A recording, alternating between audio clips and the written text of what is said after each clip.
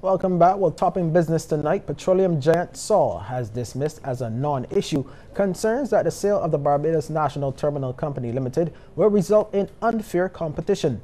The Fair Trading Commission recently said it cannot approve the proposed acquisition of the BNTCL by Sol given the present terms of the agreement. And now in a statement, Sol says the proposed purchase would not only be beneficial to the country, but that competitors would not be disadvantaged by the terminal's privatization. Regional manager of the Sol Group, Roger Bryan, also addressed allegations that Sol's acquisition could potentially force competitors into foreclosure in the market. He says the acquisition would not place Sol in a position to force any competitor into foreclosure, nor would the company desire to. He adds that the government of Barbados, through its continued ownership of the Barbados National Oil Company, would continue to control importation rights of petroleum products and, by extension, continue to regulate the price at the pump. The petroleum company asserts that the sum offered for the purchase of BNTCL would inject some much-needed foreign exchange into the Barbados economy at a time where the economy desperately needs the boost.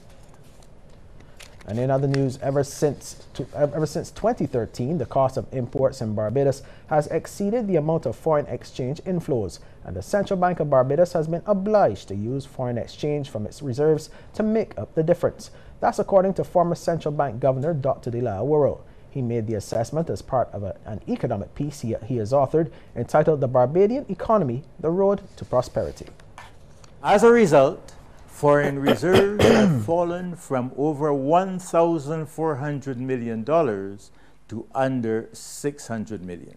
This low level of reserves undermines investor confidence. It is the first roadblock on the path to economic prosperity.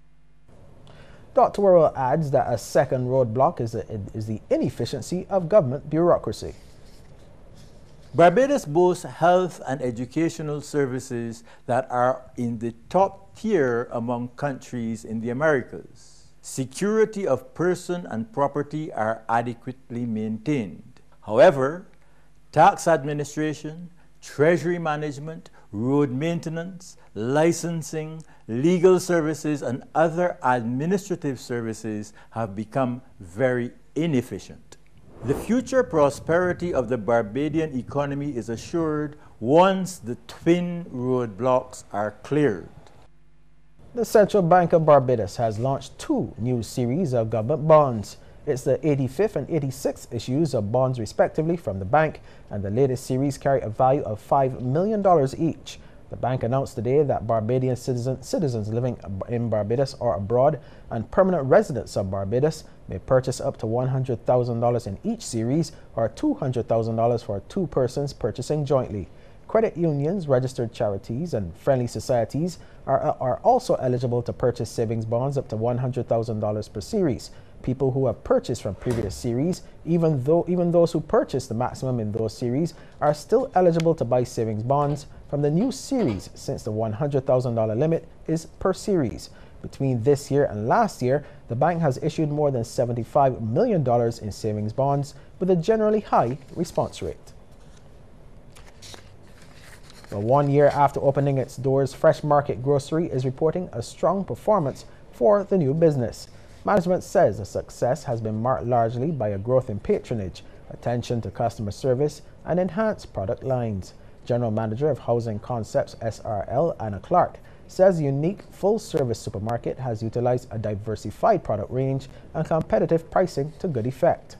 The retail business is located at the Villages at Coverley. The General Manager says from the inception, Fresh Market committed to supporting local farmers and has since expanded its local selection of fresh produce. She notes that the goal going forward is to continue to enhance and improve Fresh Market's products and offerings, as well as ensuring that a high level of customer service is always delivered. Well, it's time now to take a look at how stocks traded on selected exchanges across the region. We get started in Jamaica, where Sagicor Group Jamaica Limited was the volume leader with 1,530,650 units, and they were followed by NCB Financial Group Limited and Cable & Wireless Jamaica Limited. In Trinidad and Tobago, Grace Kennedy Limited was the volume leader with 70,435 shares changing hands for a value of $218,349.85, and they were followed by Trinidad and Tobago NGL Limited and Massey Holdings Limited. And right here in Barbados, Fortress Caribbean Property Fund Value Fund was the volume leader, trading 5,000 shares at 50 cents each, and they were followed by First Caribbean International Bank and Sagicor Financial Corporation Limited.